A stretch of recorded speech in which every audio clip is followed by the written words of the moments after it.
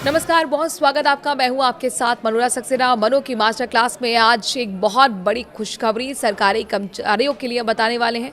दरअसल प्रधानमंत्री नरेंद्र मोदी की अध्यक्षता में शनिवार को ही केंद्रीय कैबिनेट की बैठक में केंद्रीय कर्मचारियों के महंगाई भत्ते में 2% की बढ़ोतरी को मंजूरी दे दी गई है।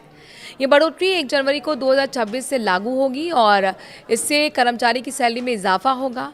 कैबिनेट ने केंद्रीय कर्मचारी के लिए अतिरिक्त महंगाई भत्ता और पेंशनर्स के लिए महंगाई राहत जारी करने को भी मंजूरी दे दी है। ये बढ़ोतरी मौजूदा 58% की दर से 2% ज़्यादा है, जो महंगाई को असर को कम करने के लिए दी जा रही है। सरकार के मुताबिक डीए और डीआर बढ़ाने से सरकारी खजाने पर सालाना करीब 6,791.24 करोड़ रुपए का अतिरिक्त बोझ पड़ेगा। इस फैसले से लगभग 50 लाख से ज़्यादा केंद्रीय कर्मचारी और 68 लाख से ज़्यादा पेंशनर्स को फायदा मिलेगा। ये बढ़ोतरी 7वें केंद्रीय वेतन आयोग की सिफारिशों के आधार पर तय की गई है, फॉर्मूले के अनुसार की गई है। इस फैसले से कर्मचारी की सैलरी में बढ़ोतरी होगी और वहीं दूसरी ओर प्रस्तावित 8वें वेतन आयोग को लेकर भी वेतन संरचना में बड़े बदलाव की मांग तेज हो रही है।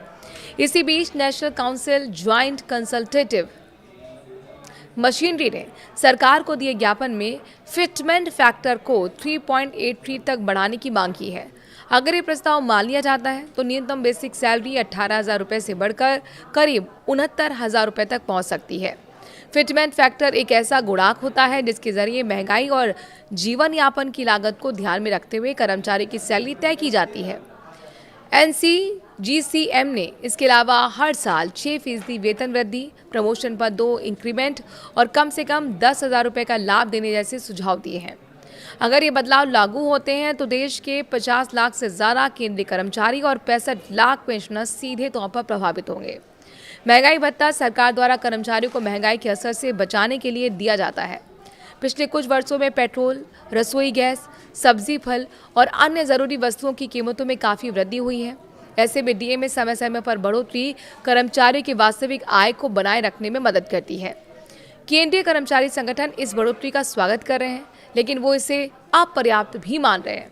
कई संगठन कह रहे हैं कि 2% बढ़ोतरी महंगाई की वास्तविक दर के मुकाबले कम है। वे 8वें वेतन आयोग के गठन और फिटमेंट फैक्टर में उल्लेखनीय वृद्धि की मांग लगातार कर रहे हैं। सरकार अब डीए और डीआर की अधिसूचना जल्द जारी करेगी।